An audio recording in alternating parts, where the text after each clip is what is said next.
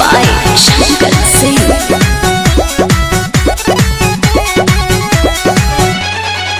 कादोनी गाजुर माजुर फोनवे में बोलता डरता करे जाई मान हमर डोलता।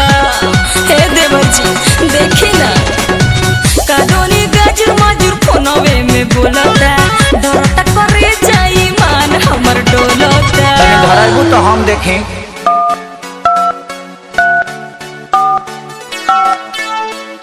बिना ताम ते धर से भरी नत नितली भैंस दुही त सेंटाइडर लदाते दुही बिना दाबी लदाते धर से भरी मत नितनी थोथुन मत न तो उठा ले दाई जो भी धराई तबे लागे दादा वो सब पीटोन में धइले बे। इसी सितम सभा का मोबाइल में कइले बा सरकारी चलाइले बा।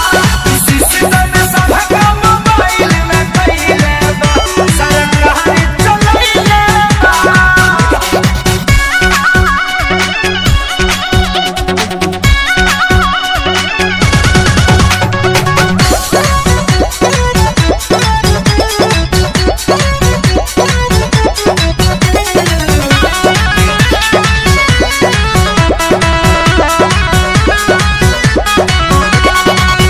कोइले बातों ई त नदिया के बेटा हमके मरद से मिले न देता।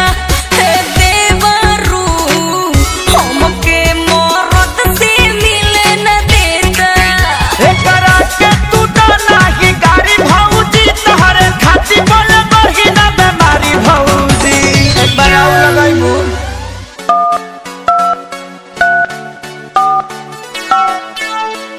कोविड-19 से बचे के लिए आहा सब घरे में रहो सरकार का निर्देश का पालन करो दिन में भर दिन साबुन सरफ से हाथ धो गरम गरम पानी पियो और हाथ में सैनिटाइजर लगाओ। सटे न देता के हो के लगे सबके जहु आइले बा। इसी सितम सभा का मोबाइल में कइले बा सरकारी चलाइले बा। इसी सितम सभा का मोबाइल में कइले बा सरकारी चलाइले बा।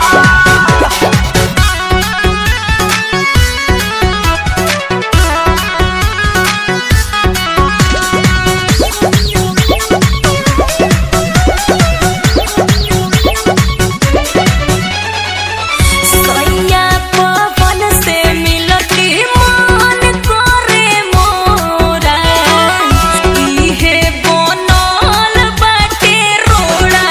ए देवर जी इहे बनल बाटे रोड़ा। कहतानी जनरेशन कर थोड़ा भौजी भैया आ जाई है धाली हमकोरा भौजी। लास्ट एक बार और लगाओ तो। উড়ি বাবা কোভিড-19 থাকে বাঁচা জনে নিজে বাড়ি থাকুন না হলে গন্ডগোল হয়ে যাবে নিজেকে সাফ রাখুন এইখানে বিনা কাম के ना আসবো নাই তো পুলিশ ধাসবো থথুন মত না তো উঠালে দাই। एही